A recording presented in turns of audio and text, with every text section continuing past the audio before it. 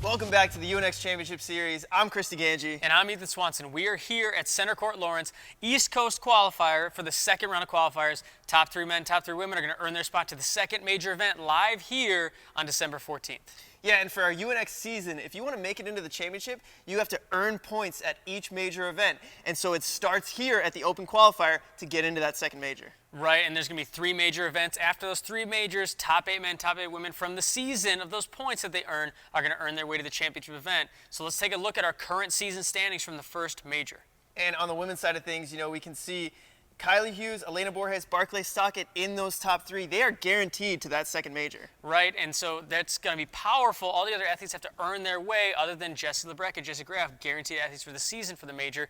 But we have 6 women here at Centercourt, and first of which Olivia Colasano, 5th place, 6th place, 7th place, 8th place, Casey Rothschild, Rachel Brown, and Allie Murto, all here trying to compete for that top 3 spot. Yeah, and then we've got Nikki Perella and Mary Layton coming in as well. And talking about some other athletes too, is we have Abby Clark, Angela Gargano, A&W veterans trying to take some of those top 3 spots to get into the major, in addition to Jane Greenbaum, a youth athlete who's been killing it across NNLs, UNAAs, AWG for years. Yeah, this is stiff competition. It's going to be very hard to take one of those top 3 spots. But then let's go over and take a look at the men's side of things with the men's leaderboard. Right, and looking at those top 3 spots, again, Daniel Gill in 1st, Jake Murray in 2nd, Drew Dreschel in 3rd for the season. Great spots. And in addition to them, Caleb and Donovan, also all 5 of them are already guaranteed for the second major event. Yeah, they earned that right in the first major. But let's go ahead and take a look at some of the athletes who are competing here at Centercourt. You've got Josiah Pipple, who was 6th place at the major, Michael Torres, 7th place, Nagy Richardson, 10th, Joe Meisner. These guys are so strong, coming in, trying to earn their way back into the second major. Right, and in addition to them, we have so many other powerful athletes that weren't at that major event. Joe Moravsky, Jamie Ron, Connor Galvin, Lucas Real, A&W veterans. Some of them have been veterans for years and years and years. Yeah, the list goes on with this stacked field of men, and it's going to be very hard, again, to take one of those top 3 spots. But, I expect the athletes to really fight for it on this one. Right, and looking at some of our course preview, we want to take a look at 3 big obstacles that are going to be, I think, ninja killers for this course, first of which is Fun Dip.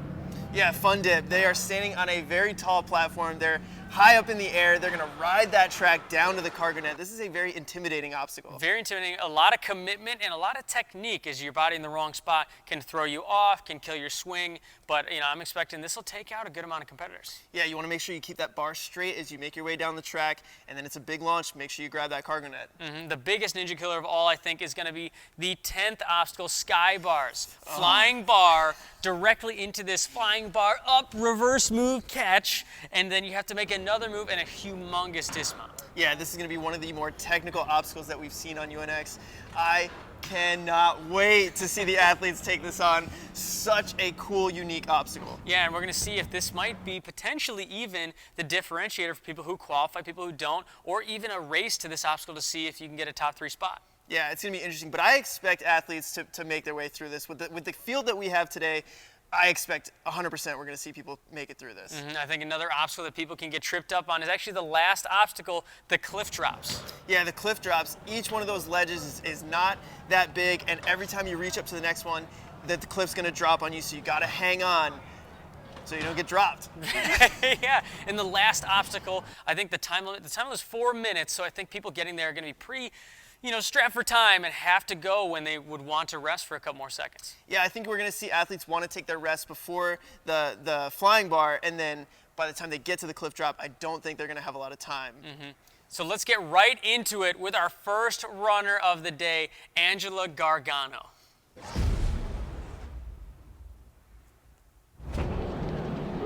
She's a powerful athlete, A&W veteran. She had a really bad injury on American Ninja Warrior a couple years ago, but she's come back from clearly very strong and moving her way through the first obstacle. Yeah, had that knee injury on American Ninja Warrior, and she documented her recovery on Instagram, and she does a lot of strength and conditioning things on Instagram. But she did tell me she hasn't been training obstacles as much, been focusing on her career and fitness industry, so she was a little nervous about competing today. Yeah, and I think we can see some of those nerves here on this second obstacle with the amount of time she took to start this obstacle. Kind of eyeing it up. And this is the tough part of holding the line. Those holds start moving, and now you're in trouble. You have to keep your body so controlled so that There those you go. holds don't swing like crazy on you. Yeah, okay, she's all right. Oh! What just happened? And you can see, I mean, with the line, when you pull down on a hold, if you don't have a good grip on it, it's going to shoot right back up on you. And I think that's what happened. She didn't have a full grip on the hold, and her hand slipped out, and it just shot right back up. Right, that drop, that weight, pulled it right out of her hands.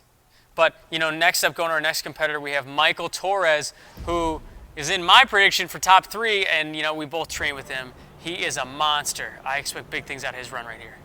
Michael Torres coming off of a good performance at the UNX Major, but I think a little disappointing for him not being able to finish the course. Yeah, and we saw him get to the rodeo ropes and just burn out. I know he takes that kind of stuff to heart. I think he's ready to compete here. Yeah, and you know, we talked about this on Fast Forward, but this is kind of his home territory. His family lives close by. I think this is going to be a really good trip for him. Yeah, I think he's got actually a lot of family here. He's got like 20 family members. You saw him reach for the cannonball, decide, hey, I don't need it. I'm just going to go for the dismount. Here we go. Make his way through the shade lane. Take an extra swing. And he's through. Yeah, moving on to the fun dip. Our first competitor to tackle the fun dip. What do you think? I mean, he's been on American Ninja where he's gotten through the double dipper. This is a single dipper, right? So I don't This think is a fun dipper. I don't think this would be too bad. I think he's taking a little bit of time, eyeing it up. Whoa! Ooh. Okay. Shoots right to the cargo net. A little too much power. He had to take a backswing there. I wonder if he meant to do that though, because that just saved a ton of time. He didn't have to make any moves on the cargo net, just one swing back, and he's through it. He's at about 1:15 right here. Yeah, what do you think about the pace so far? We can see him taking a little bit of rest in between obstacles. It's only a 4-minute time limit. What do you think? You know, that concerns me actually a lot, because I think you're going to want to take your rest before the sky bars, and he's at 1:30 right now. There's a lot of course left. A lot of course left, but he is looking very good. He looks smooth.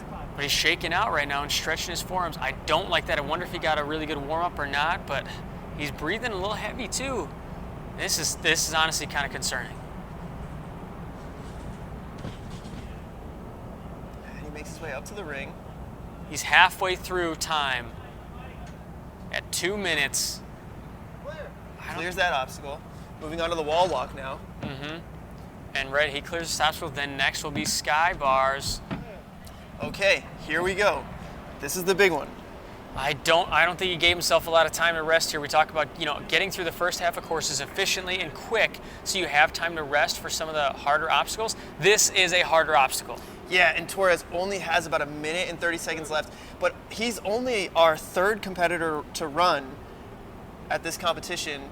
And so does run order come into play here? Yeah, you gotta wonder, but here we go. He's looking pretty good. He's able to keep his biceps engaged. Well, here's the move right here. Yes! Oh, he nails Nice! it. So smooth on that. It's not over though. This is a really big dismount. And you got to be careful. You don't want to slide that bar back on you. Oh, perfect. Okay, now we're at 3 minutes. You have a minute left. What are you doing? Let's go, Torres. Yeah, still some really challenging obstacles. You know, you want to have some energy for the cliff drops at the end. 45 seconds to finish 3 obstacles. I know we got the zip line right now, and it's not too hard of an obstacle, but you got to move. Come on, Torres, let's go. Yeah, definitely don't want to see him time out here. And he's chalking up here for this. 30 seconds left. It makes me wonder the pace here. Is it, like, even if he does clear, is it good enough to be top 3? He's so early. There's so many good athletes left. Come on. 20 seconds. You got no time to rest. You got to just right go. to the cliff drops. Oh, he knows it. Yeah, he knows. He's going right for it. Oh. He's at 15 seconds left when he started this. He's got 10 seconds. 10 seconds left. Let's go. He's got to move. Come on. Oh, my gosh. 5 seconds left. Oh, he's got to move. Come on. cleared! Oh my Gets God! the clear. Oh my God! 3 minutes 59 seconds. He had less than half a second left when he cleared the course. Wow, that was, oh my God. I honestly didn't think he was going to have enough time to do it. Yeah, I mean, you're sitting here yelling at him. He I can't know. hear you, by the way. I He know. cannot hear you. But, I mean, yeah, you saw the pace, and he just took rest in between a lot of the obstacles. And I think it's going to be tough to say whether or not this is going to hold up. We've seen at other UNX qualifiers where early runners have been the only finisher, and they've held up for the whole time. I know. But this is a stacked field. This is different. I mean, there's so many stacked athletes, so many strong athletes here. And the thing is, with the time that he finished in, if we get 3 finishers, there's no way anybody's going to be closer than that. If there are 3 finishers, he's bumped out. Yeah, I think you're right. If we get finishers, nobody's going to cut it that close. And I mean, coming up next, Judas Licardello is up right now. And talk about somebody who can finish this course. There's so many of them. Judas is definitely one of them. Yeah, Judas has a lot of strength. We saw him compete earlier in UNX, did not qualify for our first major. Made a little mistake. He lost the skull at alternate routes, but here, I think he's one of those guys who's capable of really technical moves, and there is a very technical move on the sky bars. I like the urgency here, getting through quick and going right into it. Yeah, and I like he's smooth here. You can see the crazier you swing on these holds, the more the holds themselves are going to start swinging on you. Barely got his foot on the corner for the dismount, but he's good. Hey, he's jumping right into the next thing. He's not waiting around. I would never expect Judas to wait around. That's not something I would attribute with him. Extra swing, that's a little bit of a surprise. Yeah, I really thought he would have gone off that first one, but it is a move up, and so you don't want to mess that up. No, you don't. Not that early in the course. There's plenty of course left. Gets through the fun dip, looks smooth Wow. there. Gets his feet right to the platform. That's about as smooth as you can do that obstacle. It's a little off balance there, but he's still good. Going right, he's on way faster, 20 seconds faster than Torres right here. He's at just about a minute. He is on an extremely fast pace, and what we're not seeing from Judas here is the chalking up in between obstacles that we saw from Torres. Yeah, I think it just depends on the athlete. You know, training with Torres, he's told me plenty of times his chalk is gone. He's got sweaty hands, and maybe Judas doesn't. Well, I love chalk, so you're not going to get any complaint from me about Torres' use of chalk. Yeah. To each their own. Judas looking really good here, taking the backswing. Man, he is flying. Oh, this is interesting. Just swinging it back around. It's a little slower. Okay, I mean, he makes it there. You can see he's looking a little taxed here. Taking time. Could be the pacing. And that's the thing, going faster, not giving yourself time to rest, is you end up burning more energy in an obstacle like this. We'll see how that affects him, but he's at a minute 50. He's 25 seconds faster than Torres at this point. So he's got a lot more time to rest, and he can still beat Torres' time if he finishes the course, I think, pretty easily. Well, this is what I expect from a lot of the athletes, is to sit here before the sky bar and really size it up. Really think about the technique you're going to need on this obstacle. Takes just under 30 seconds rest. He's locked off here. There we go. Loosen up a little bit. Uh-oh. It's a lot of lock off. Okay, this is the move though. Here we go. So technical. Oh, and you could just see he didn't get his left side in. It hit actually the support on it, and the bar just bounced really right out. Close. It looked really close. Oh, such a close move for Judas, but he's an earlier runner. I don't know if that's going to hold up. Yeah. I wouldn't expect it to with this level athlete, but I do feel like what we just saw there, we're going to see a lot. That move, I think, is so technical, and Torres made it look easy. I was just about to say, I think Torres made it look easy, but it's going to be a challenge. But next up, we've got Nagy Richardson, who I expect, if he can get there, I think this obstacle favors him. Yep. You know, he's been dealing with a knee injury, but there's not, too many obstacles on this course that would affect that. So I'm expecting a clear here, to be honest. He was my number 1 pick. Yeah, I got your number 1 pick here.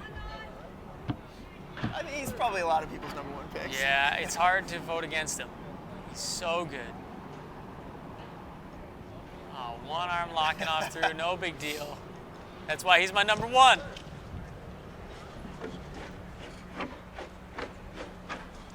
Sliding down, going for the Shea lane. Now, he's used to 17.5-foot laches. Do you think this is going to be an issue for him? This is not going to be an issue. This is, wow, easy. he does that in his sleep. He used the Flying Phoenix. Once again, I mean, this obstacle too, somebody like Nagy, I don't think this is going to be a problem. I expect this to be a really easy catch for him. Yeah, I think with the gymnastics background and the body awareness, this is an easy obstacle for Nagy. Not something that I think that he looks at when he gets to this. Although he is getting a little hung up on this cargo net. Taking him a little bit extra time. He's at a minute now, which is a little slower than I would expect him. Definitely slower than Judas, but a little faster than Torres. Yeah, no, I think the pace is good. You know, he's not chalking up here. He's going to go right into this obstacle. I think he's confident on these ledges here. Taking a couple extra swings. There we go. Nice, easy transition. I got to say, I really like this direction change from Anthony DeFranco, you know, who's setting up this course. This is, I like this obstacle a lot. Yeah, it's technical, but the guys like Nagy who are really confident will make it really easy. Minute 45.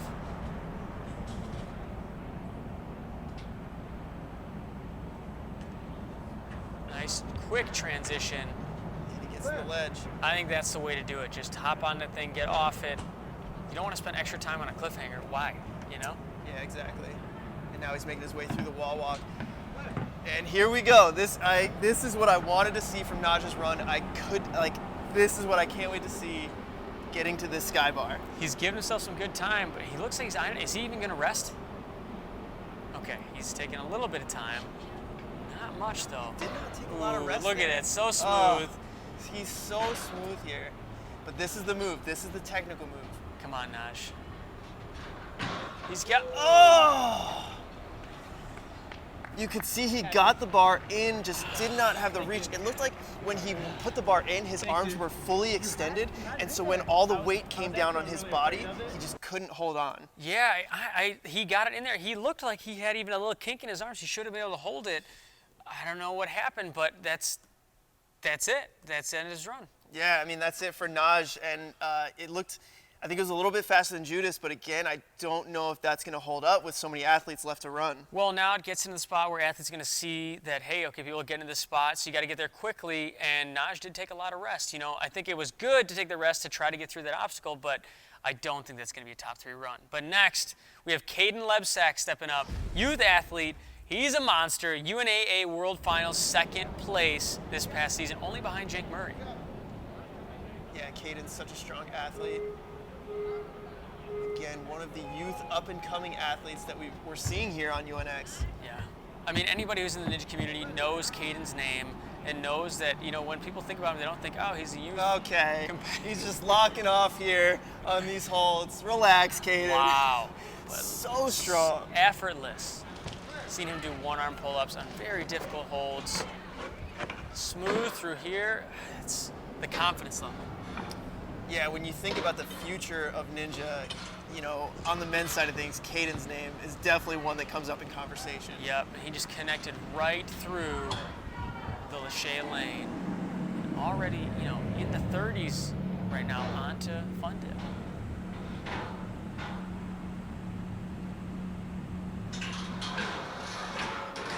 Over the cargo net. Gets a little high on the cargo net. We saw some of the other competitors get low so that they can get to the platform quickly. And now, I mean, cargo nets are interesting because they're not, you know, they're not like challenging technique-wise, but such an energy burner. Right, in those extra couple seconds we're talking about, you know, later in the course, that's going to burn.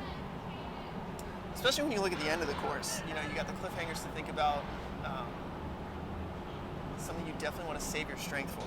Yeah, but at the same time, somebody like Kaden, he's got endurance and strength in spades. I mean, he's got plenty to spend.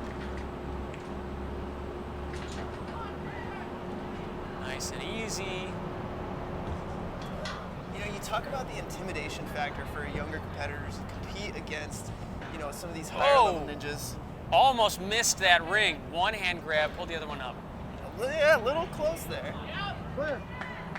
But I mean, intimidation factor, I think At the beginning, probably yeah for Kaden, but at this point, like I said, UNA World Finals, he was competing against me, Carson Boyles, Jake Murray, Drew Canap, Jody Avila, and he took second place. He's been there before, he's competed against some of the best, and he's come out on top. Talk about next level ninja games. He podiumed, and there were 25 of the best athletes in the country there competing. Yeah, he definitely has performed very well in high-level competitions. He's good on this flying bar. Nice, not a lot of extra swings. But here's the move. We just saw it take out Nagy. Wow, almost no swing. I really like the way that he did that. Come on, this is a big Just dismount has though. to make the dismount here. Doesn't really look like he's getting too tired. I mean, he looks like he has the strength. He's got tons of time left. Actually has, Torres had less than a minute left. He's got 1:15 now, which is plenty of time. He has plenty of time to finish this course. Just going back to that sky bar, the technique he used on that. Oh, Getting a little stuck. stuck there, okay. He's fine. Now we got a minute left for 2 obstacles. This one's a pretty quick obstacle. Nice. And this one's not going to tax your grip, so this whole time you're kind of building your strength back up. Oh! I just under jumps a little bit. Oh man, the transition shouldn't have been too difficult. I think he just underestimated it. I'm not going to lie. I'm sitting here watching this, and I'm looking at that obstacle, and I thought, he's got that. I'm thinking about the cliffhanger. I'm Right. thinking about the strength that he has. But that's just another, case in point. You cannot overestimate any single obstacle. Yeah, I mean, that obstacle is tough, don't get me wrong. But somebody like Kaden, that should be a pretty simple obstacle for him. I think there's an intimidation factor, and you're swinging, turning around, cat jump, grabbing, you underestimate a little bit, and there's no saving it. You're in the air. You can't fix it once you're in the air. Right, and as soon as you hit that second one with your feet, it's going to push away from you. And so I think that's what we That's saw tough. there. He didn't have his body in the right position, led with his feet, and just didn't get to that second one. I mean, sitting in second place though, and got past that really tough move on the sky bars. We'll see if that holds up. I think it comes to how many people are going to get past the sky bars. Yeah, and then next up on the women's side of things, we've got Casey Rothschild. Casey, coming off of the UNX major, the first major event.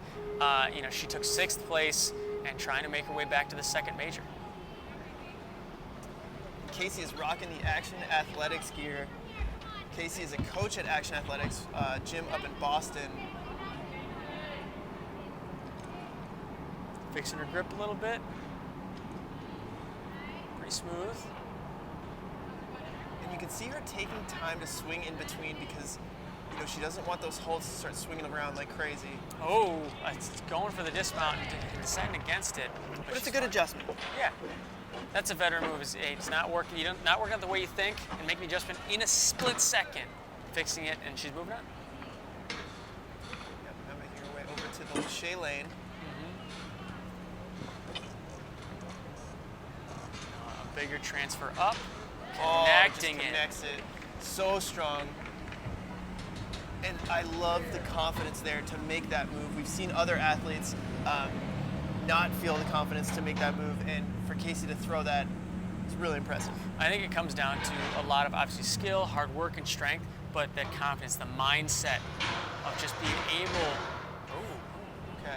But just being able to tell yourself, I'm going to do this move, and it'll save you time and energy. So now she's in a much better spot than I think a lot of the other women will be, moving through those first 4 or 5 obstacles a lot faster than some other people will.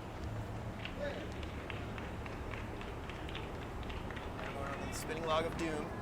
Taking a second, eyeing it up. So smooth. Yeah. So smooth right there. Really nice. Not going with any shock and just going right into it. There you go. You got to build your swing up here. It's a good swing. Taking an extra one. This is an awkward catch because you got to get your body to the side. She's got it. Make the direction change. I feel like at this point she's got this one locked in now. She's taking a lot of extra swings.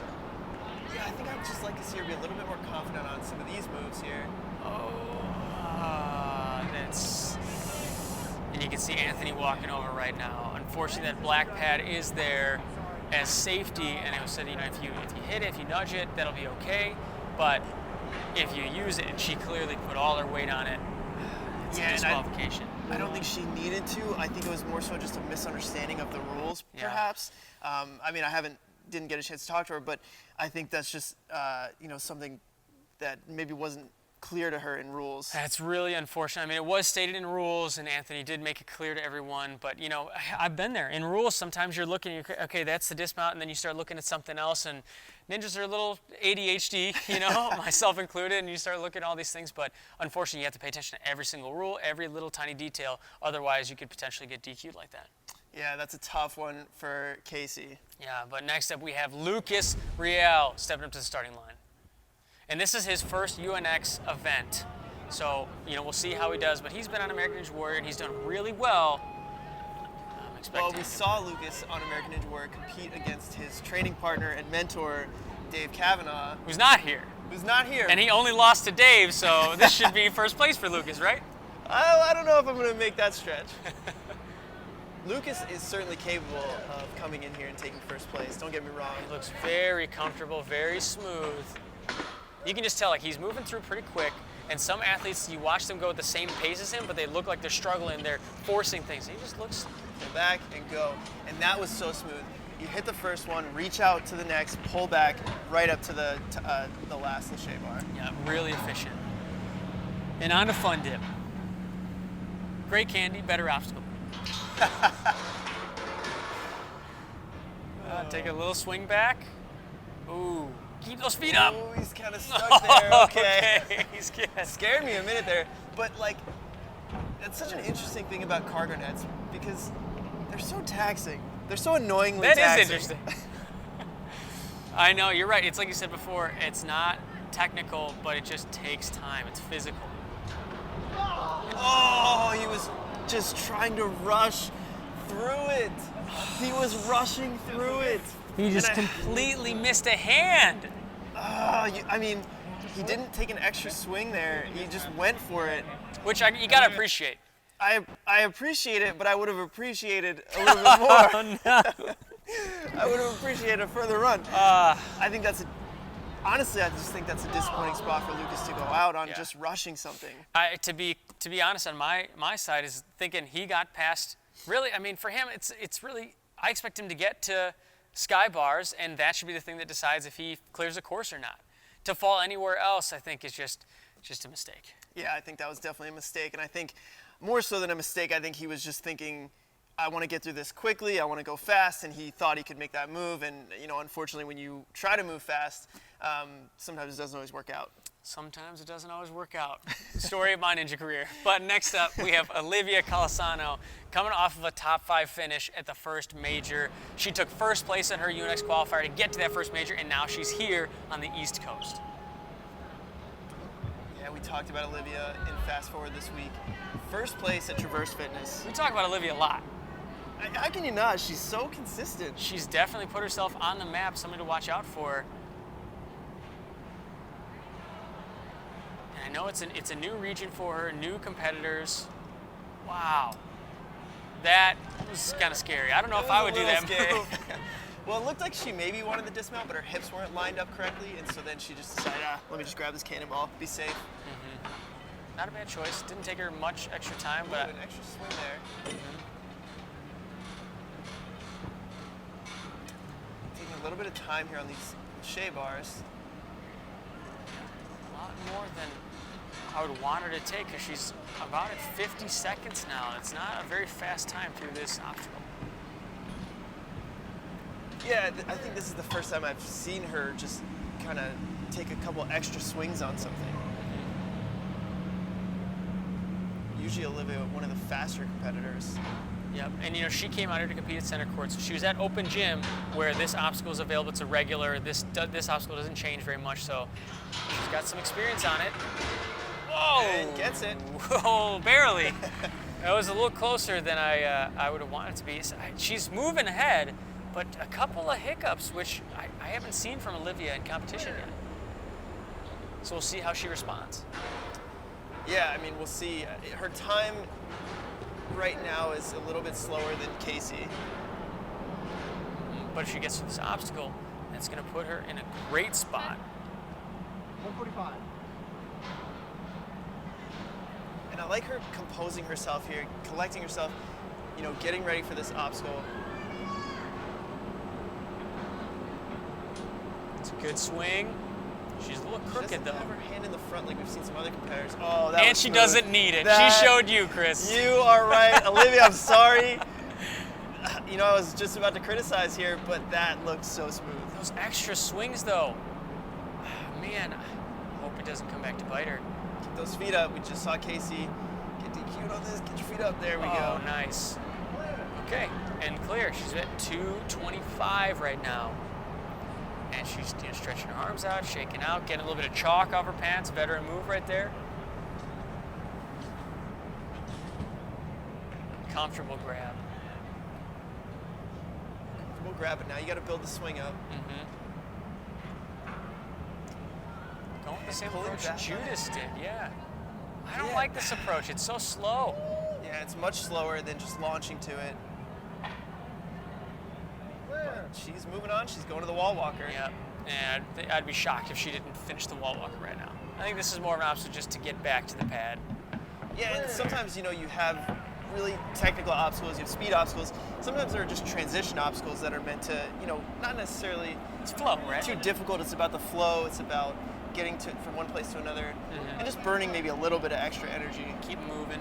Here we go. She's got 40 seconds left. I don't even know if that's enough time to beat this obstacle. If she wants to beat it, she's going to have to go, and she knows it. She's got to move here. Extra swings. All right. Well, this is an interesting obstacle, the sky bars. This is not an obstacle you see at a lot of gyms. Ugh.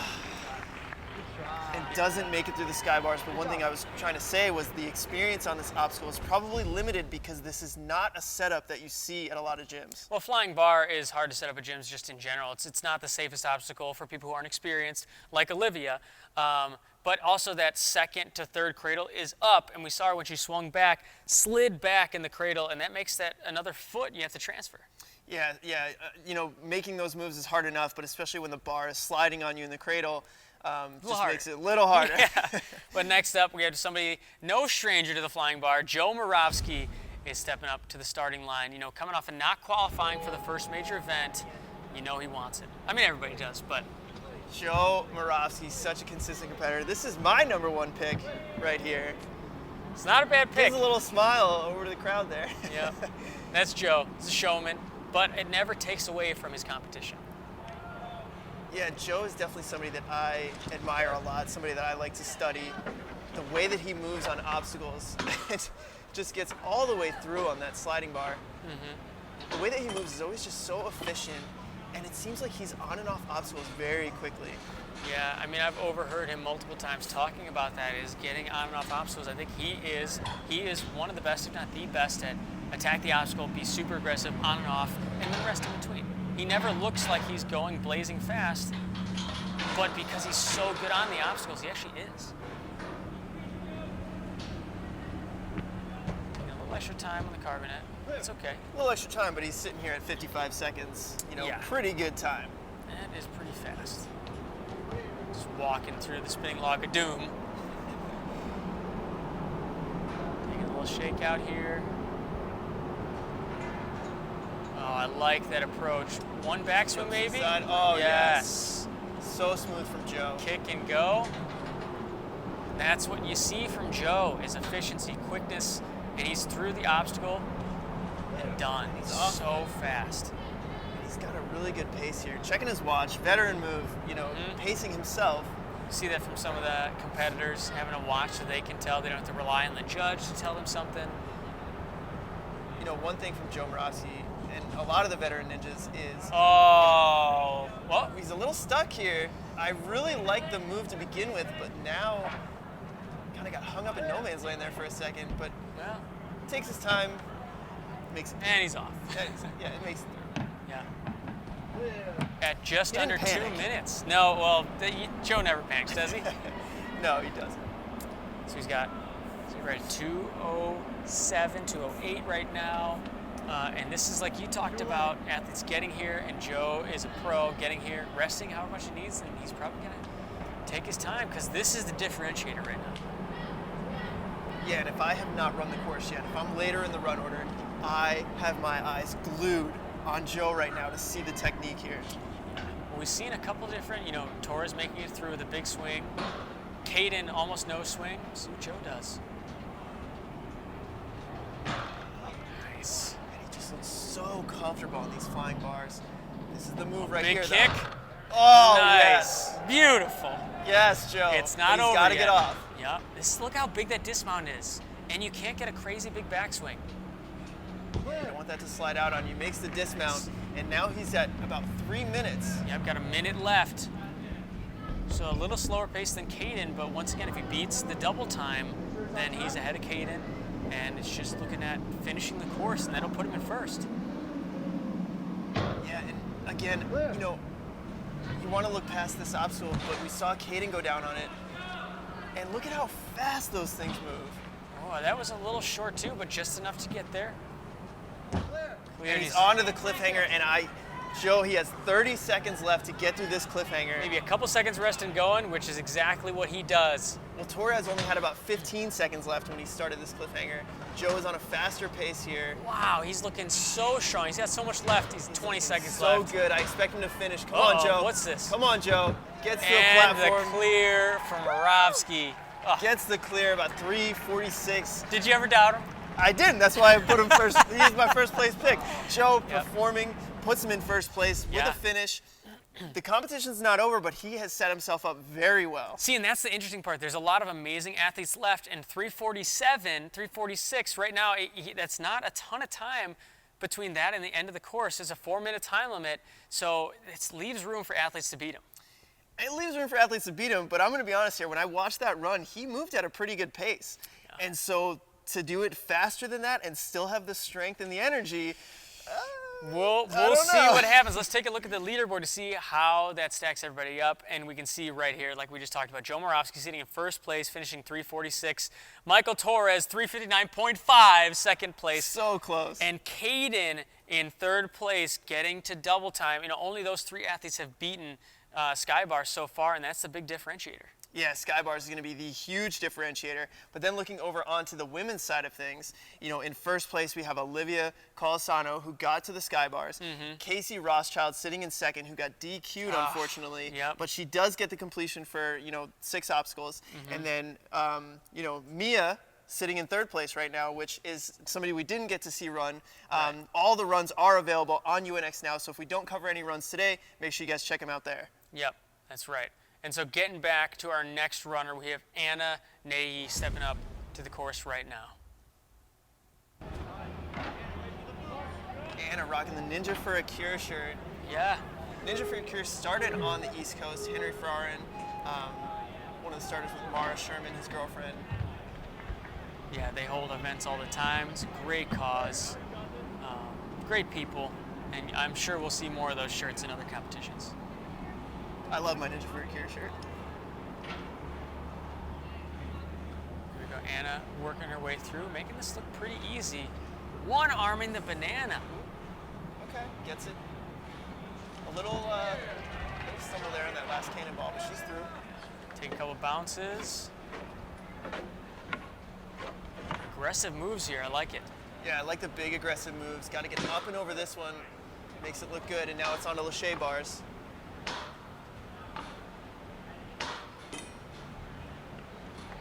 It's done. Wow, that's a big reach. And they've got a big move up here. Just can't make the move up, and it's a really big move, and for a shorter competitor, it's so much energy and power that you need to get up to that next bar. That just goes to show how tough some of these obstacles are. I know some of the athletes make it look easy. Casey Rothschild connecting that up, but these aren't easy moves. Just some of the best athletes out here make things look like they're really simple, and they're not. Yeah, I mean, a good run from Anna. A little slip up on the cannonball, but, recovered nicely, and then just couldn't make that move up to the bar. Yep, and next up we have Keenan Doyle stepping up to the start. Another younger athlete who is local to the East Coast.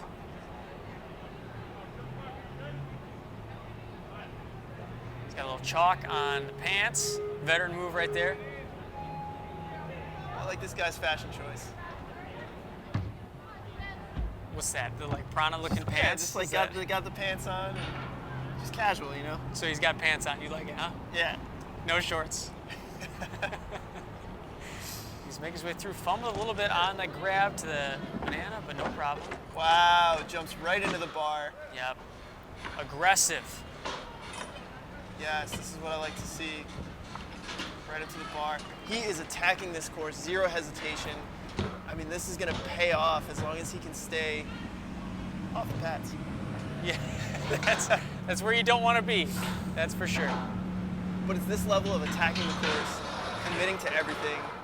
This is what puts in a fast time. Nice grab. Whoa! That's a lot of strength and core right there. I don't like how much energy this is taking to get through. Like you said, cargo net. Was he going to fall there? Probably not. Took time and energy. Yeah, exactly. Those cargo nets, tricky. They'll get you. They will get you. Ooh, Ooh, he wanted to go for he that. wanted it. Took the extra backswing. There we go. Let's get it. That swing again. That direction change like you're talking about. Anthony DeFranco, Greg Smith, Mark Antiochia. It's a really low grab. Oh, gets over. And no hesitation. He's making some pretty good time here. Yeah, he's just moving in between everything. Not really resting at all. Oh, wow. Doesn't have the energy to match on the cliffhanger. And that's a tough transition, especially you're coming off from behind you to the cliffhanger. I think he waited till he pulled back, and then now he's almost on a slope around those cliffhangers. Yeah, I mean, not a big ledge to grab onto. And I think with the pacing that we saw, and it was really fast. There wasn't a lot of rest, and I don't think, maybe just didn't have the energy to hold that cliffhanger. Yeah, and that's the give and take is going fast, like we talked about earlier. It doesn't give you the rest time to be able to have the strength to make that move if something doesn't go right. Yeah, but then up next on the women's side, we've got Jane Greenbaum. Jane, she's never competed on American Tour. She's too young, but she has been competing in NNLs, UNAAs, AWGs, all over the place and crushing it. You hear two names a lot on the youth side is Jane Greenbaum and Rachel Brown, who's also here. Yeah, these two friends, competitors, training partners, they definitely help push each other. I'm excited to see what Jane can do in her first UNX competition. Looking really controlled and powerful here on the second obstacle.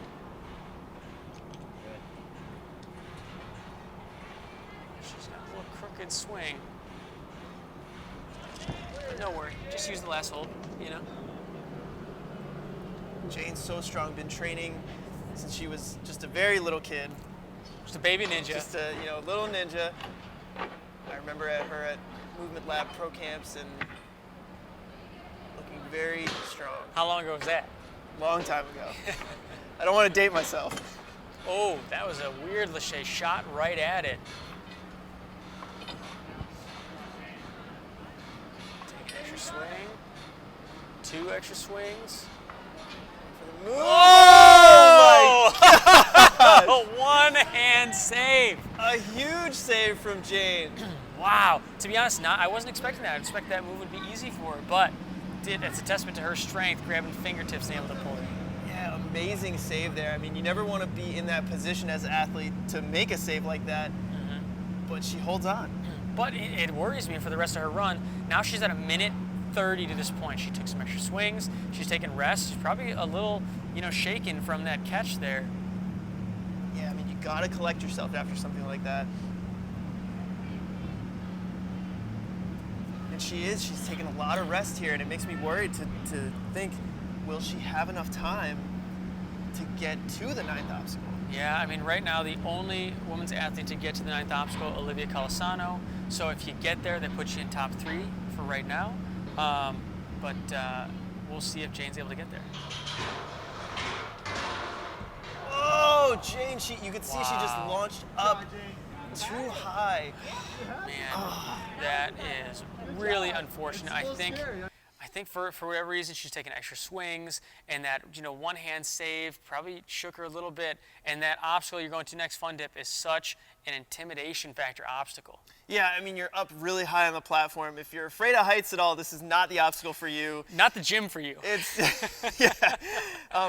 It's such a big drop down, and you could see. I think it was just a little bit of lacking in technique because she shot up instead of at the cargo net and just couldn't hang on. Right. Next up, we have Anthony Erdley stepping up right here. Really exciting athlete. Anthony Erdley coming up to the starting platform. We saw him compete in alternate routes in Baltimore for trying to get into the first major. Oh, a little stumble there. He's a really fast athlete. We saw it in alternate routes trying to make a crazy move, trying to cat jump past an entire obstacle. Obviously didn't work out for him, but we'll see if he's got other stuff up his sleeve. Yeah, I'm wondering if we're good. Wow! Close on the dismount. Oh, I love that though. So smooth. Yeah, he's moving good. We're gonna see, like we said in Baltimore, he tried something crazy, and so we're gonna see him be a little more cautious in this one so far. I don't know. I don't think so. I don't think so either, but it's working out for him. And I think that's just one of his attributes is the speed and the confidence to go for some of these big moves. Puts him in. Yeah, it's the commitment. Anthony certainly not somebody who can play it safe. Nice launch. Whoa. Those feet up. And we've seen this a couple times where the competitors get their feet to the landing platform and then the cargo net pulls them back off of it. Yep. Didn't take him too long to fix it though. That's good. He's at just over a minute here. He's got chalk in his pants. You can't say he's not prepared. For a second, he put his hands in his pocket, just casual, and The chalk came out. and then chalk came out, so. Nice. Nice aggressive pace here. He's at about a minute, 30 seconds here. Pretty fast. About as fast as we've seen anybody get through this point so far. Pocket shot. I love it. Trademark. Ethan Swanson.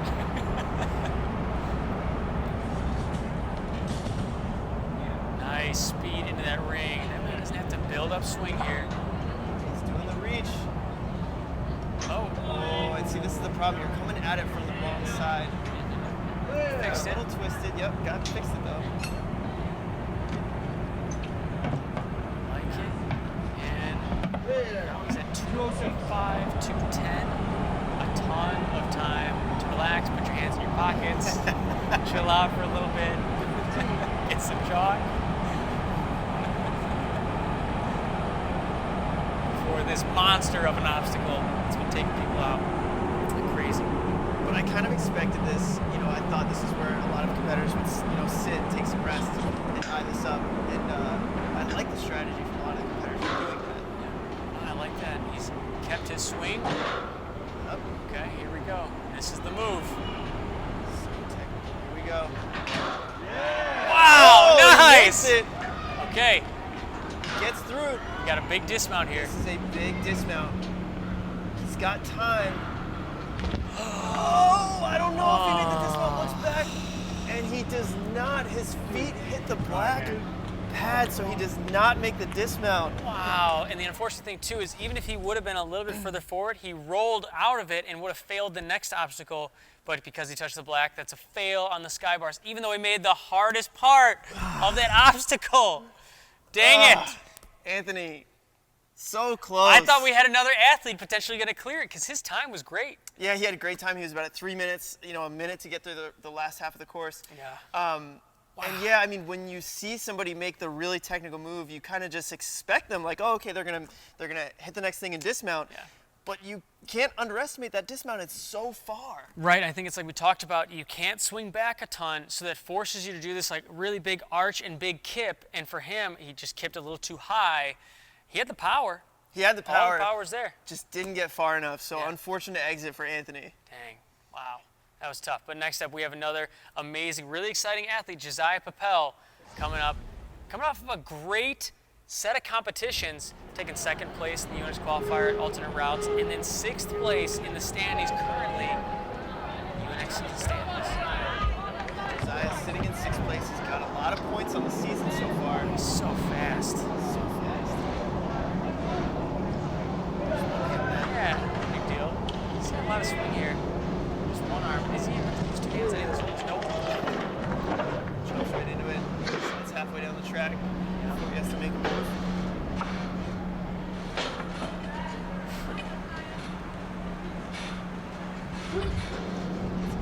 that's what we expect to see out of Josiah. I mean, speed and efficiency. He's at 35 seconds right now. It's about as fast as anybody to this point.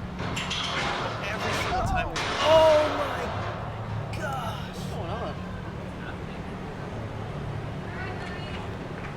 on? Not somewhere that definitely not somewhere that I expected Josiah to go out on. He trains at Centercourt. He's been on that dipper a ton of times. He knows how it feels more than anybody. And that's got to be just a case of overlooking it and thinking ahead, thinking to the next thing.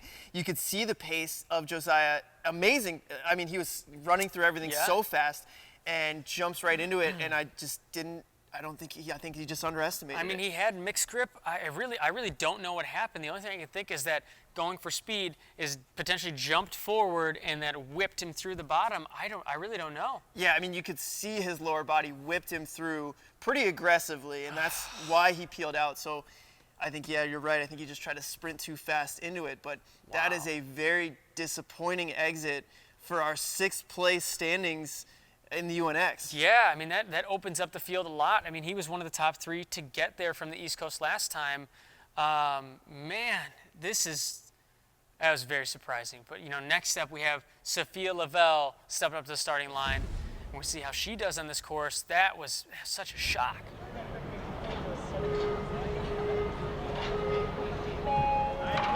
Starting platform. No problem. Right into that second obstacle. Great transition. A lot of swing. He really controls that those bolts don't start swinging too much on you. See, the line is bouncing there. Nice. Really smooth. Locks us into completion here. Now it's going to come to Shayla.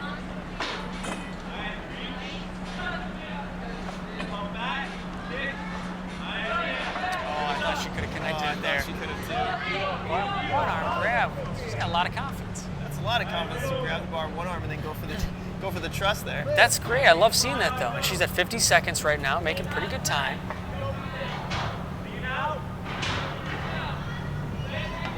And chalking up a bit and going right into it. And she's got the cargo net grab. Wow, she is flying. She is making really good time here. Now on the cargo net, this is kind of just a time waster. Gets her pretty good. Line up. I love her transitions here. Take a look and go. Take a look and go. If you need chalk, grab it and then get up and go. We'll see how much rest she takes here, but she's already looking at the obstacle. Yeah, I mean, she's really not taking a lot of rest in between these obstacles, and I think that's really, that's really going to play well if she can get farther into this course. Yeah, she is flying right now. Absolutely. Even there, she took the most rest that she's taken so far, but it was really maybe only 5 seconds after she chalked up. And she makes the grab here. Nice aggressive kick. And she's looking so solid right now. Keep those feet up though. Match on that rope. She grazes the black pad, but she did not use it. Incidental's okay. And she gets the okay from Anthony.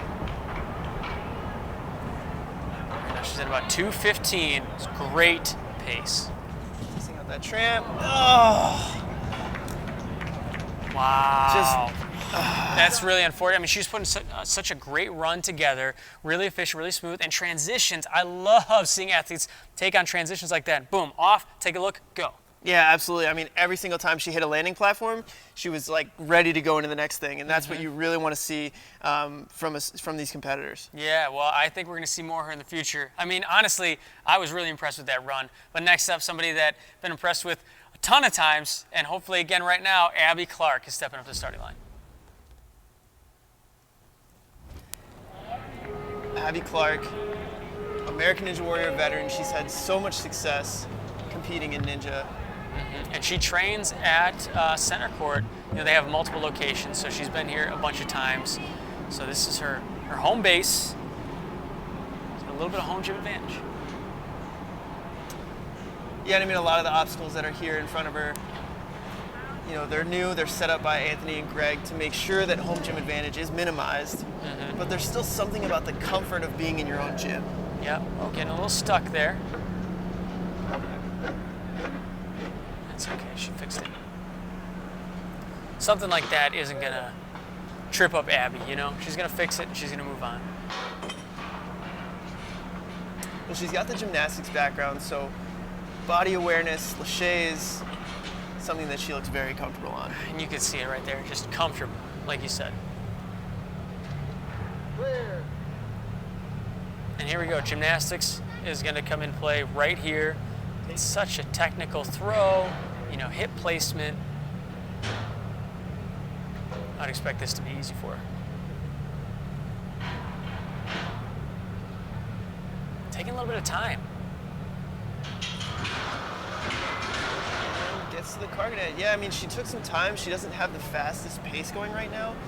But at the same time, you know, I'd really like to see her get to the sky bar, because if she gets there, I think she has a good chance to complete it.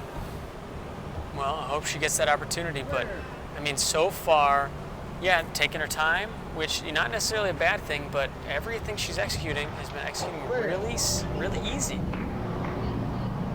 Yeah, absolutely. I mean, she just looks comfortable on everything that she's attempted so far. Yeah, I think it's like you said, home gym advantage. It kind of feels like, hey, I'm just training. I'm in my backyard, you know?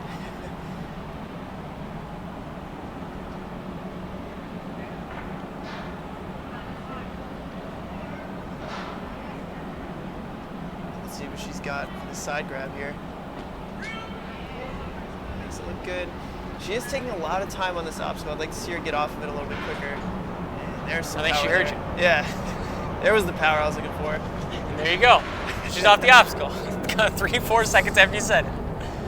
She's at 220 right now.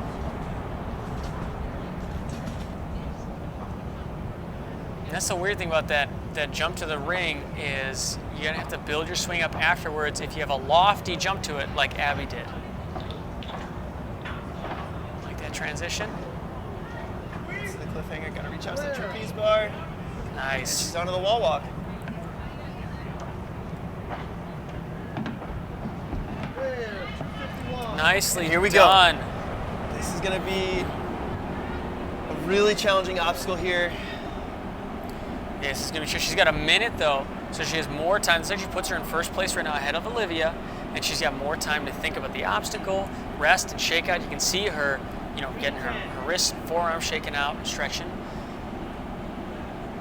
45 seconds left, and here we go. Such a technical obstacle. Come on, Abby. I think if anyone on the women's side can do it, Abby is gonna be the one that will break through. She makes the first move look good. Oh, here we Nice. go. It comes down to this. Come on. This is the move we've seen so many athletes have trouble with. Aggressive, let's go. Oh my So gosh! close! Oh man! You could see it in her face. She knew she was close.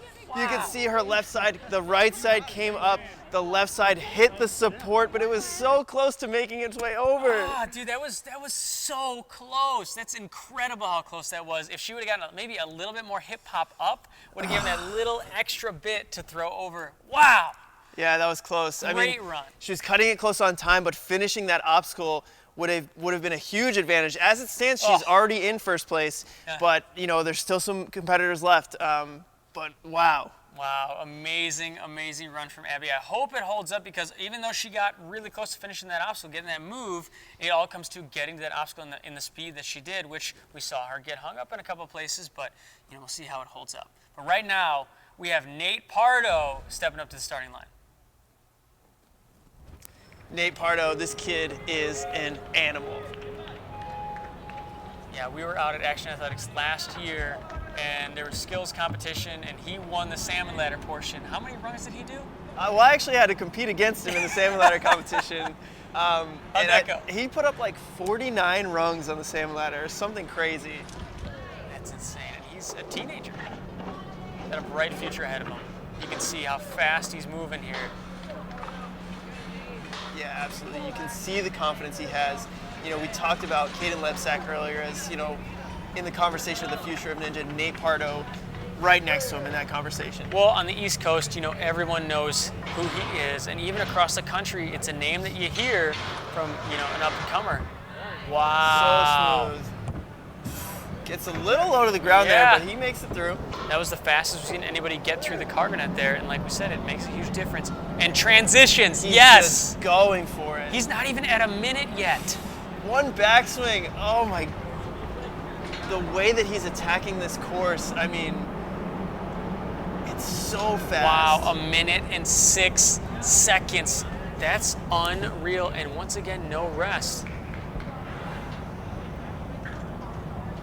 I mean, this is the fastest we've seen anybody. Whoa, Oh, almost wow. overshoots the cliffhanger, but he's onto it.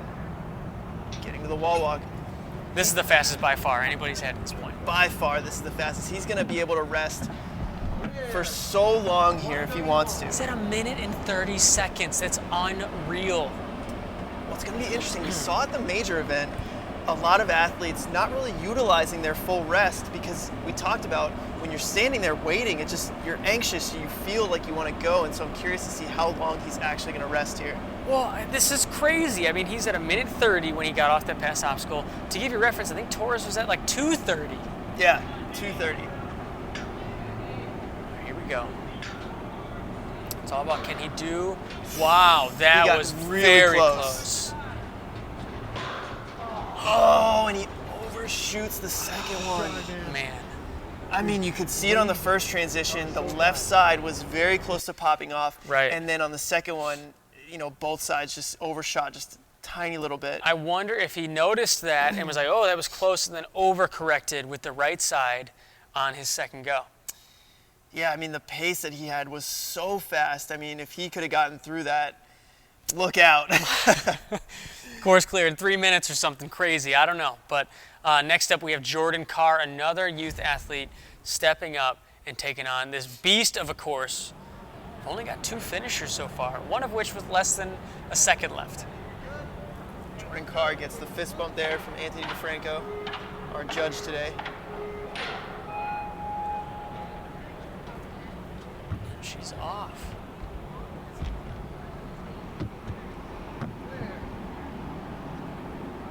Chalk in the pants, and I've said it a lot, and I'll say it some more, but chalk in the pants to me is a great sign that somebody knows what they're doing, and so is one-arm swings through hold the line.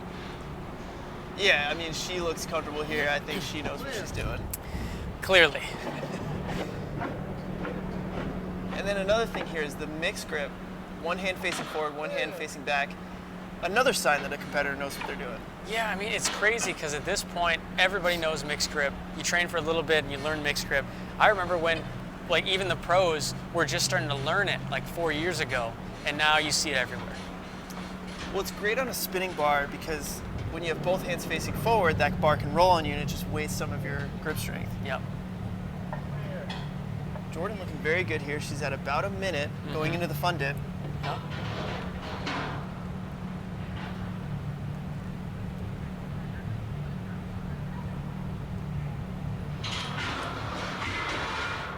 And Very to the nice. cargo net. That was really smooth. Man, I'd really like to see her get her feet up. Okay, good.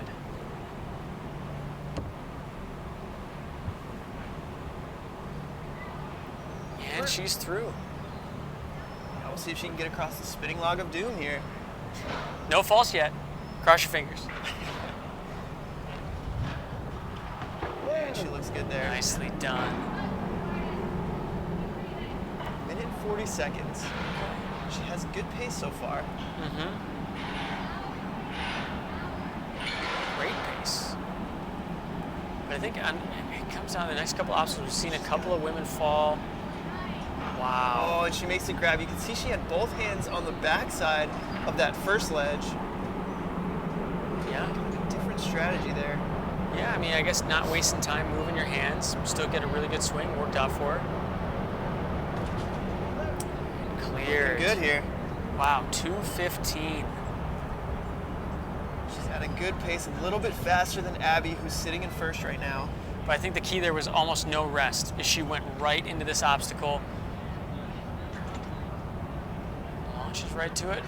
Nice. Reaches out for that Wow. cliffhanger. That grip strength, that was a really hard transition. She was really far away.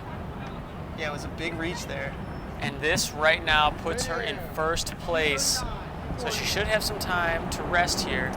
Yeah, finished that with about 2:38, and she's going right into it And she here. doesn't take it at all. Didn't take any rest. Come on, Jordan.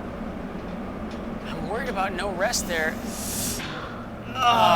She comes up a little short on the left side, hitting the edge of the cradle and popping out. I mean, honestly, she looked like she had a lot of strength there. Yeah. That looked more like a technique thing to me. Even though she didn't take the rest before that obstacle, she looked pretty strong. She was looking really strong. I wish I would have seen her rest, because at that point she knows, okay, it doesn't matter, because whatever the time was at that point is the time. And it actually put her in first place. So at that point it's like, just try to complete the next obstacle and put yourself way further ahead of everybody else. I wish she would have rested. Yeah, I mean, definitely, it's easy for us to sit here and say those kind of things. Very easy, and we're going to. But yeah, no, I mean, she looked good. She had a really good run. Like you said, the transition in between obstacles was very smooth, and that puts her in first place. Right, and so let's take a look at the women's leaderboard to see how everyone stacks up at this point. Like you said, Jordan Carr sitting in first place with a time of 2:38, getting to that obstacle, and 12 seconds back, Abby Clark in second place. Yeah, and then rounding out, we've got Olivia Colasano sitting in third right now. You know, a competitor, she took fifth place in our major. She's on the bubble. Which is not good. There's still some very strong athletes left, but then we see Rachel and Sofia in fourth and fifth place. We now have 4 women that have made it to the 9th obstacle. So right now it's looking like it could be a race to the 9th obstacle. And that means Casey Rothschild does get bumped out, so we will not see her qualify here at Centercourt. But then looking over at the men's side of things, in first place, Joe Moravsky, one of only 2 finishers, did it so fast. Second place, Michael Torres, that 0.5 second, very close Looking pretty finish good. there, looking good. Kaden Lebsack sitting in third. Yeah, I mean, for the most part, our men's leaderboard, the top 3, it hasn't changed at all since the last time we looked at it. It's coming down to who can do that move on the sky bars, and nobody else has been able to do it. Anthony Early was close, but couldn't get the dismount, and you know, it's tough, because I think Kaden and Michael are in a really tough spot. There's some amazing athletes left, and if we get 2 more people to just clear the course, those guys are out. Yeah, absolutely. And we talk about that move on the sky bars, but honestly, the entire sky bars is difficult. We saw Nate Pardo, who's sitting in fourth right now, not be able to make one of the transfers. Yeah. And so that obstacle in general is going to be so difficult. So we're going to be keeping an eye on it moving forward. Right, and let's get back into the runs. Next up, Rachel Brown, coming off of an amazing performance at the first major event. So let's take a look. Rachel stepping up to the starting line. Rachel competing amongst the top ninjas for so long. What do you expect out of her today? I expect a lot. I mean, the thing is, she came out of Ninja Quest last round in first place. She did really well at the major. I know she wanted to do a little better falling in those floating cliffhangers, but I expect her to do well. I mean, I expect her to podium here. She still came out of the major with a 7th place finish. It was really good. Really good. But I think a competitor like Rachel, she wants more than that. You know, she's podiumed at NNL finals, before NNL World Finals, season 2, and she's certainly capable of being in the top women amongst the best competitors. She's onto the Lachey lane here. She's looking strong.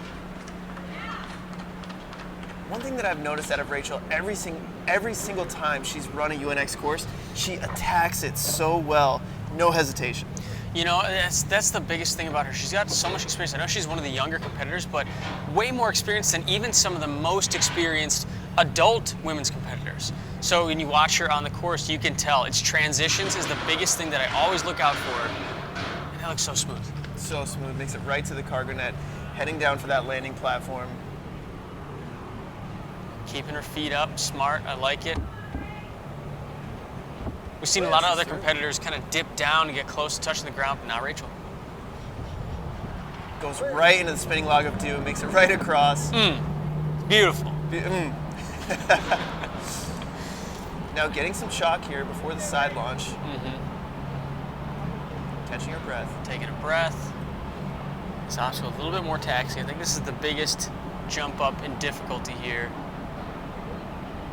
on the side ground. She's taking a little bit of time here. You know, I would have liked to see her not take so much rest, but... Right, because at this point, it's already a race to the 9th obstacle, the sky bars. So, unless she's... A lot of power there. I mean, she's still going pretty smooth, pretty fast. But, you know, this pace, I think it, like you're saying, I think it opens it up to other competitors to potentially potentially beat her out for top 3. At 215. Yeah, I think you're right. I think we've seen the sky bars be such a tricky obstacle. You know, getting through it would be huge, especially on the women's side. We haven't seen anybody get through it yet. Yep. But at the same time, if we don't see anybody get through it, you want to get there fast. Well, so right now it's really close. I mean, Olivia Calisano's standing in 3rd place right now, 3:03, and Rachel's coming up close to that time. Gets a little hung up there, making her way back to the cliffhanger. Oh, and this is just taking so much energy here. And to lock in top 3, she's got to beat 3:03. It's getting close. Got to get off it. Get off it. All right. And she's off the wall walker. So that locks in right now. She's sitting in 3rd place, right behind Abby Clark, but that's not such a great spot. There's still other women competitors left. That puts her on the bubble unless she can beat this obstacle. Yeah, taking some rest here. 317. 320. Yep, rest it up. At this point, it all comes down to this obstacle. Take your time and just look to beat this one. Yeah, I mean, she doesn't have enough time to get through the rest of the course. So you're right, it all comes down to this. Nice transition. This one's up a little higher. Oh! She had it. She had the bar was on her hands. She just couldn't hold on. Yeah, I mean, that transfer up is so difficult because it's a bigger launch and it's up. So if you're catching, you might be catching more extended like Rachel did, and it's so much harder to hold on to. Exactly. She caught extended, didn't have any bend in her elbows to absorb that catch. Oh, I thought she was looking really good there. She was looking really good, and that, I mean, Rachel always performs like that. Honestly, when she stepped up, I expected her to get at least to the skybars and potentially even beat it. But next up, we have another women's competitor, Ava Calasanti, and she's got a little bit of home gym advantage. She trains here, and you know, I was talking to Anthony DeFranco and Greg Smith, the creators of this course, and they said watch out for Ava. Well, Ava is rocking that Centercourt team shirt. Almost a little stumble there, but keeps moving. I like that. A little stumble, fix it, and then keep moving. Don't get phased. Yeah, and you got to think she's going to be comfortable Whoa. here in her own gym. Knows Looks the surroundings. comfortable. Wow, that was smooth. A little hung up. Keep moving. She's on the shade lane. She's at about 30 seconds. And I like that. You hit that bar and then reach out to the next one. Mm-hmm. I would have liked to see her pull back on that one, though. Yep. Takes an extra swing there, but very comfortable to shea up, which we've seen take out quite a few competitors. Yeah, I mean, she looks comfortable. And then, you know, this obstacle was available in open gym the night before, so all the competitors were able to test this out. Right, But you got to Ava- think she's got to be comfortable here. Yeah. Which it looked great for her, but then again, like you never know because you saw, you know, Josiah took a fall in here, and this is something that he's practiced a ton. I That's don't true. like how her feet are off the net, you know, just energy, but she's moving on. Yeah, it's all upper body, and you got to keep those elbows bent so that your feet don't get too low to the ground. So you're right, that's a lot of energy. It's pretty taxing to hold your body up like that. And she is flying right now, 1 minute and 30 seconds, and almost no rest before the side grab. Gets her hands to the front of it. And she's got the catch. Very comfortable. Well, like that big kick, don't waste time on it. Just get on, get off. Keep those feet up. 150 to this point. Yeah, she is flying Holy right cow. now. She is looking really good, and we've talked about whether or not the sky bars is going to be a race to that obstacle, and if it is, she is putting in a really good run here. Yeah, she is. Oh, she doesn't. You could see she was just too close to the center of that bar, couldn't reach the cliffhanger, but makes the adjustment, and she has a lot of time still. Wow, I mean, she completes this obstacle that's going to put her in first place, which it does, and she has so much time. She's at 2:30 right now. And no rest. Right into the bar, sky bars. Makes that first move. Like we said, we got to go up here. And just comes up a little short. But like we saw the same thing with Jordan Carr. I really don't understand. Ava and Jordan, no rest going to the sky bars. Yeah, I mean, we've seen it from a lot of the competitors, and the ones who have been successful have taken the rest there. Joe Moravsky, Michael Torres, they've taken the rest, they've eyed it up, because when you run the first half of the course, your mind is all over the place, you're trying to get through everything fast. I like to see the athletes take a rest there and just size up what's about to happen. Well, it's a long obstacle too. Like, you should take extra swings there. I mean, connecting flying bar is hard enough, let alone one that drops down, up, and then like a reverse catch. So I think it's going to take a long time. And for me personally, I would take that rest because you don't know how many swings you're going to take. You don't know if you're going to be on it for 10, 20 seconds longer than you expect, you know? Yeah, absolutely. But next up, we have Matt Bradley stepping up to the starting line. We'll see how he attacks the course. And I think on the men's side is competitors pretty much know at this point you have to beat that obstacle. Get there quickly, like you said, take some rest, but then you have to beat that obstacle. Yeah, I mean, we've got Kaden sitting in third place right now. He did not finish the course, but he did get to the second to last obstacle.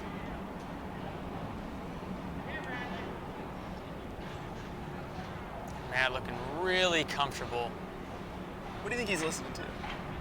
I don't know, man. He's got the headphones in. Yes, that, we haven't seen that yet. That was so smooth. Gets through the sliding bar very fast. Wow, powerful.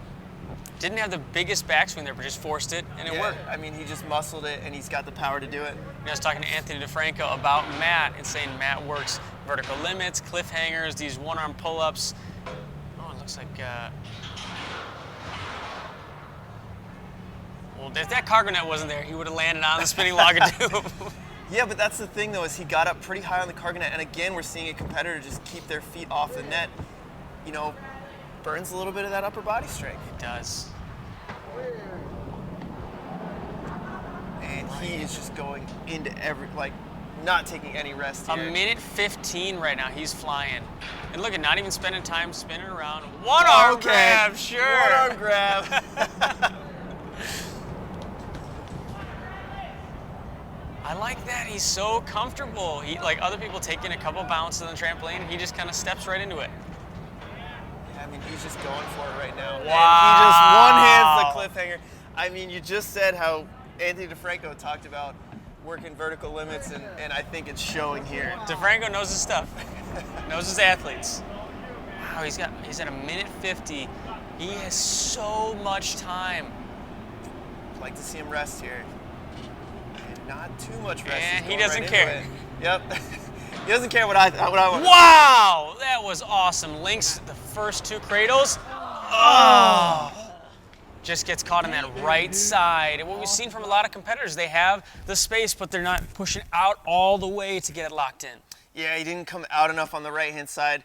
Hit going on his way up, and I don't think that was a strength thing. He looked really comfortable, looked really strong. He looked great. Maybe just take an extra swing. I don't know, just to size it up. But I think he just kind of rushed into it and didn't catch the right side. And it speaks to how difficult that move is. I mean, we've seen a lot of athletes get there, really strong athletes, and they look great at that spot, but just hitting the rungs. You have to really pop up, give yourself so much time to go all the way around and lock it in. Really difficult move. Yeah, I really like this obstacle because it's so technical. And now we have Cal stepping up to the starting line. Ninja Cal, young competitor. Cal. You know, I first met Ninja Cal at Mike Cook's Ultimate Backyard Warrior back when it was actually in his backyard. And I think Cal was 11 at the time, running the adult course. Amazing. And now he's, you know, a little bit older, but so strong. Yeah, Cal's an amazing athlete. You know, still one of our younger competitors and one of our shorter competitors, but, you know, that does not get in his way. Oh, I love this move on the sliding bar. That. Pull back. Wow. So smooth. That was so smooth. And you know, you wonder with Lachey's like, does height matter? You know, reach, but for Cal, it doesn't matter. He's strong, he's skilled, and he's able to connect that just as well as anybody else, if not better, honestly. Yeah, I mean, he looked really good right there. Cal making his way down the fun dip. Gets to that cargo net. Taking a big backswing. I like seeing him go around the side here. Yeah, interesting Smart enough, move. around on cargo nets, the middle of the cargo net will dip down lower than the sides, and really smart move there. And another athlete that is just killing these transitions. Minute and 10 seconds. He's actually going faster than Matt was. I mean, the pacing on this kid is unbelievable. Get a little high on the rope. Clear. Trampoline.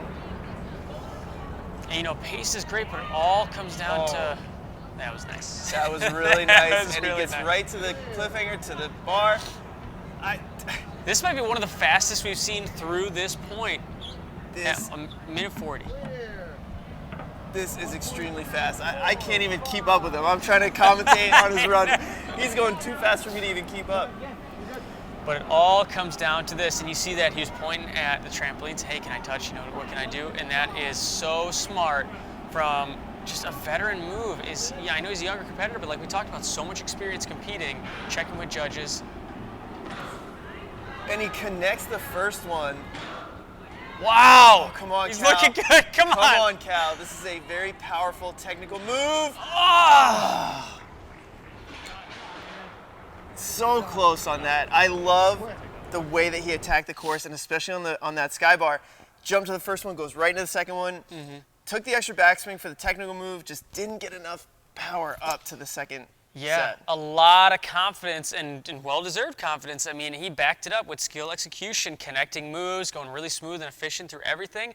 But man, that move is so difficult. Yeah, I mean, it's just, it speaks to the course designers and how well thought out that obstacle was, because it's just like, it's so technical, it's so hard, and I think it's showing us the difference between our competitors. I mean, you got guys like Joe Moravsky, Michael Torres, who've made it through, Kaden and it's just like a big separator. It's a huge separator. Another athlete's gotten so close. Anthony Erdley's been so close on it, but right now we got an athlete that I think is gonna be able to do it.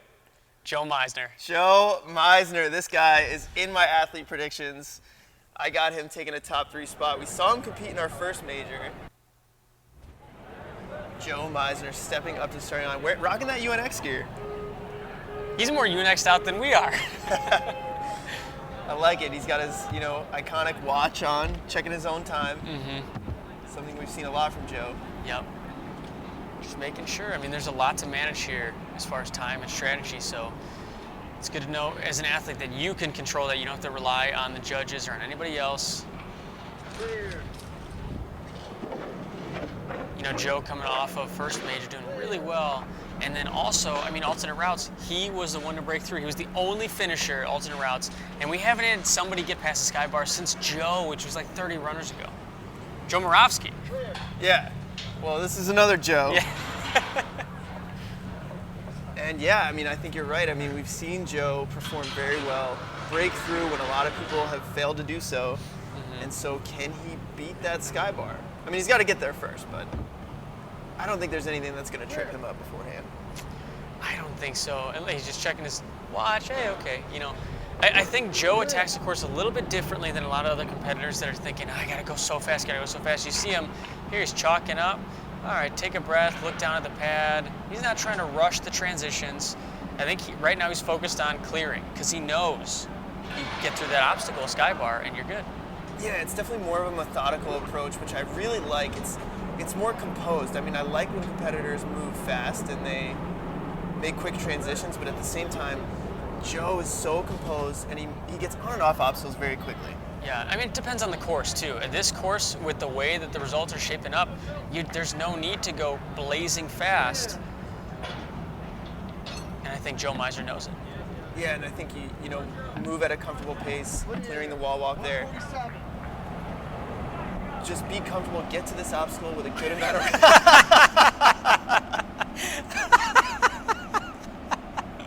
Joe Meisner. Well, I don't even think he did that for a joke. He was like deadpan, straight face sliding down. He's like, this is the most efficient way to go down here. He just calculated. you got to take your rest when you can get it. Takes the load off there. Oh my gosh. Here we go. I hope that makes a UNX top 4. Wow, that's so Looking lofty. good. I'm feeling good. Come on, Joe. Come on. You just got to loft up. Hop up. Oh, wow, what happened there? I don't know. I mean, it looked like he tried to do that same kind of loft motion, but didn't get forward enough with the bar. Yeah, it looked like his right side hit something really early. I don't know if he was too far to the side or hit the front of the cradle, but yeah, he didn't even get close to getting around it. Yeah, I mean, that's a really disappointing exit for Joe. I thought he would have made it through that. And Yeah. he was looking good. Wow, so right now our 3 qualifiers from the first round, Josiah, Joe Miser, and Nagy, are out of the top 3. They aren't going to qualify here. So no Yeah. matter what, we're going to get 3 new people. Yeah, they will not be qualifying for the East Coast. I mean, we'll see if they go to another region, but yeah, that's crazy. Wow, that's unreal. And right now we have another competitor, Jamie Ron, stepping up to the starting line. Jamie Ron feeling good, dancing at the starting line. Look, he's got a little bit of war chalk on his cheeks there. Do you think we'll see him use that chalk on the cheeks there? You know, Extra chalk up? we'll find out. Interesting if the chalk in the pants isn't enough. You can get a finger swipe. But no, Jamie, I mean, he is one of the most proven athletes. He did, try to qualify for the first round for the first major at 2 different events, Ultimate Ninjas and Ninja Quest. Unfortunately, didn't make it, but he's here. It's a new round, new competition, and we'll see how he does. Yeah, he's on a little shea bars here, looking good. About 27 seconds.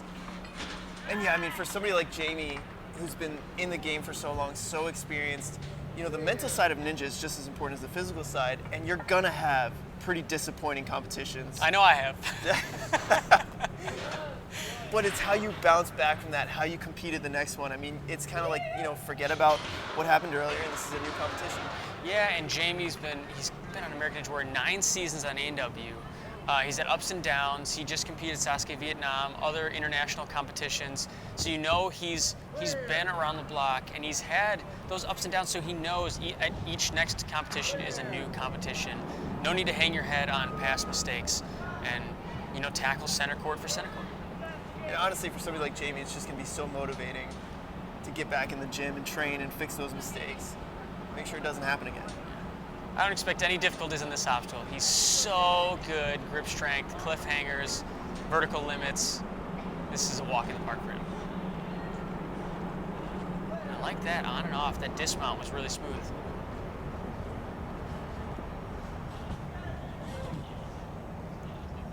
He's making great time. He's at 1:40 right now. And I think, you look at Joe Moravsky and Jamie Ron in the same light as that on the obstacles, they're on and off really quick. They're so smooth and efficient. But then in between, they're not rushing. They're not trying to blaze between obstacles. That's a little 180 dismount there.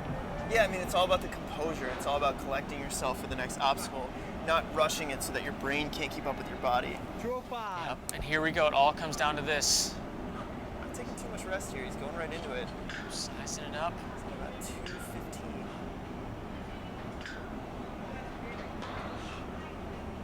And we talked about earlier how the flying bar is such a difficult obstacle to train because it's not a lot of gyms, but Jamie has so many years of experience. He's done this plenty of times. Come on. Not this. Yes! Oh, Okay. and he makes it, but it's not over. We've seen athletes fail the dismount. All right. Come on. This is a big dismount. I know his parkour background. This should be easy for him. Nice. Yes! Almost steps over. Oh my God! Come on, Jamie! And now he's gonna move. I mean, he's got plenty of time. He's at 2:50. He's got 1:10. That's about as fast as anybody else who's gotten here. And right now, to get into the top 3, he's just got to beat double time, which is coming up right here. Look at that dismount, right in a sitting position. Yeah, and you can see him breathing. He's looking really good right now. Plenty of time. Jamie clears this. He's in top 3. He's in a good spot to even beat Moravsky's time to first place. A little stumble there, but looking good. And he's onto the dismount platform, and he's going right into the cliffhanger. He is on pace for first right now. Wow. As long as he can get through this. And somebody else going that fast in the cliffhanger I'd be worried about, but Jamie looks so controlled and comfortable. He looks so good right now. And he just has to make the dismount, and he's off at 3:40. Finishes the course. Jamie Ron. That puts him in first place. Wow, that was such a powerful run and composure. The word that describes that entire run, even after he completed sky bars, he wasn't freaking out, okay, now I got to make sure I do this. He's just taking his time, going through. He knew he had the time, and he just executed. Yeah, and that's what you see from the elite level athletes is they know the pace, they can pace themselves well, and it's all about composure. Yeah. Wow, well, I think that's a qualifying run for Jamie. We'll see if it stacks up to the end, but that's awesome for him to break through like unfortunately that. bumps Kaden Lebsack out of that third place spot, so now Michael Torres sitting in the hot seat. Which is tough because he is sitting in the hot seat with less than half a second between him and finishing. So if anybody else finishes, then he's out. Absolutely, yeah. And right now we have Allie Murdo stepping up to the starting line, coming off of the UNX major event. And, I know she's looking to get back. Rocking the Ninja Babe shirt. Well, this shirt's good luck because she also wore it at the alternate routes qualifier. I don't know if Allie's superstitious, but Maybe a little stitches. Allie looked really good at alternate routes. Took second place to qualify for our first major. Right. She's just swinging through. Taking a couple extra swings, making sure she's lined up. And nice dismount. Right. Oh no! Wow, that was, wow. Oh, you could see she was trying to make big moves on the bar slider, tried to make too big of a move and got the bar crooked, and the one side just popped right off. And that's the thing, on the ends of that bar, there's not a ton of space. There's a little bit, there's like a tennis ball on each side that's taped on there, so you will get stuck a little bit, but when you're trying to make big moves and you're lifting the bar up, it can pop off really easy like that. Yeah, the tennis ball is just for safety. They're not going to keep the bar on that track, as we just saw, and slid right off. Dude, this has been brutal. I mean, so many of our major event athletes are not going back. Allie Murdo, all the men that qualified alternate routes. I mean, Casey Rothschild is out. This is crazy. Yeah, I mean, I think you see these athletes coming in, and, they had their shot at the first major, and new athletes are coming up and saying, hey, I want to get there. I want to get into that major. Wow. And we have another athlete stepping up, Connor Galvin, that honestly makes me really nervous for Michael Torres, because Connor, I know he didn't qualify for the first major, but he's so strong. Yeah, and when you come into a competition, coming off of kind of a loss where you didn't qualify for the first major, there's a little bit of a chip on your shoulder. Yeah, I mean, you got a little bit of something to prove, but at the same time, for somebody like Connor, he's already proved it a bunch of times. He's been competing on the East Coast for a long time, and he's a name to fear on the East Coast if you're competing against him. Yeah, absolutely. It's both feet on that blue pad. Now he's onto the little chaise. Nice. Connor's so comfortable with the chaise and big moves. Clearly. Making his way through, and at this point in the competition, he knows you got to finish. There are 3 finishers already. You have to finish, and really it doesn't even matter how much time you have left because Torres was so close. Yeah, Connor very late in the run order here. I think he knows this course has been so tough. You just have to finish.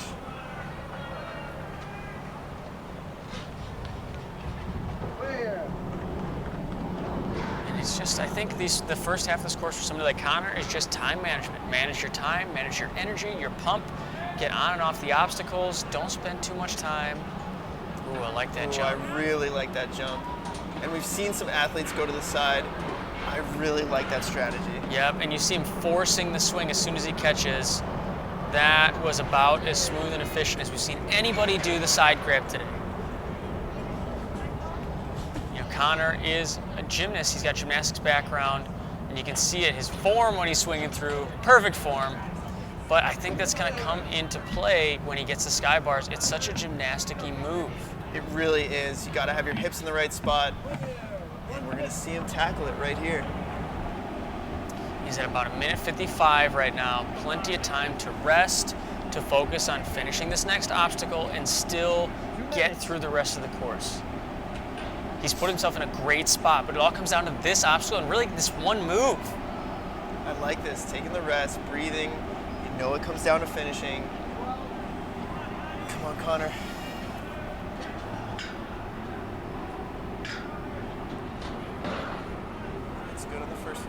perfect catch right in the middle of those cradles. Slip back a little bit, makes the correction. It's looking really good. Here we go. This is it. This is the moment. Oh! Connor! Wow! And it's the same thing we saw with Nagy. Got in there even closer, swinging back. I thought he had a one-handed save and must have just peeled out. I definitely thought that he was going to hold on to that. He looked so good with the way that he popped his hips up, the way that he got the bar up and around. I'm actually shocked that he didn't hold on to that. Wow, man, that is unbelievable. You know, the gymnastics background, he got the cradles in there, but I wonder if he just was too far forward and he catches and it swings his body back and kind of jolts his hands free.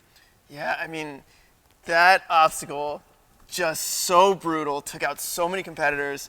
And it's just the technique involved and the power involved and then the grip strength involved. It like covers all the bases. It's everything. The only thing it doesn't get is a little tiny finger grip. But yeah, it's every obstacle has little things that I guess it doesn't test you on. But so let's take a look at our leaderboard right now. And with that, on the men's side, we're looking at Jamie Rahn with that powerful run at the end of the runs, put him in first place. Jamie Rahn was such a composed run and didn't really rush in between obstacles. He just was comfortable the whole time, composed, and it got him the fastest time. Right, and only 7 seconds behind him, also finishing Joe Moravsky. And so that makes those two are two new competitors making their way to the second major event. That, like, I know they're new to the major, but holy freaking cow, those are some competitors. Yeah, I mean, they're going to be competing against Daniel Gill, Drew Dreschel, Caleb Bergstrom, guys who are already guaranteed. This is going to be such a great major, and this is only the first open qualifier. Yeah, and our third person coming back to the major, Michael Torres, who right now is sitting in 7th place for the season. So you know him getting back to the major is a great sign because you got to be top 8 after the 3 majors. Yeah, this is really good for Torres. You know, he's going to be able to earn some more points in the second major. It's really good for him to make it back. Yeah, I'm just missing out on the men's side. Kaden Lebsack getting bumped into 4th place by Jamie's run late, and Nate Pardo getting so fast, faster than anybody else, to the sky bars. 2 youth athletes really close to breaking the top 3. Yeah, they moved extremely fast.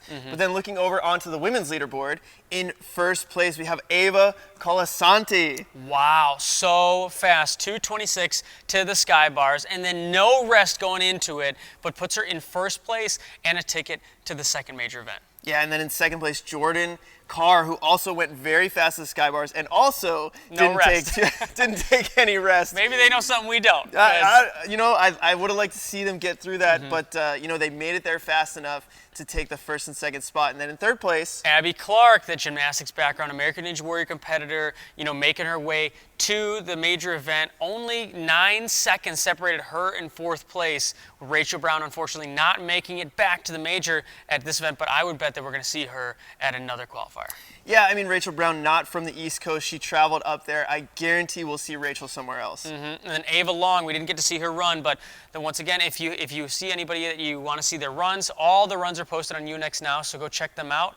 But that's our top three men and women going to the second major event. Yeah, so now we have our top 3. So next week we're going to be going to Austin Ninjas, where James McGrath, Nick Fordney, they're going to be putting the course together. I'm so excited! And this is our first UNX Open Qualifier in Texas, so we're going to see kind of a different field of athletes potentially. Yeah, and Texas is a powerhouse state for Ninja. I mean, Iron Sports has been there for so long, so there's so many amazing athletes I feel like we're going to bring out to compete at UNX. Yeah, I cannot wait for next week. But we'll be breaking down some of the action from this Open Qualifier and then the previews for next week on next week's episodes of Fast Forward. So make sure you guys come back. And until then, I'm Chris DeGangi. I'm Ethan Swanson. We will see you guys next time for the UNX Championship Series.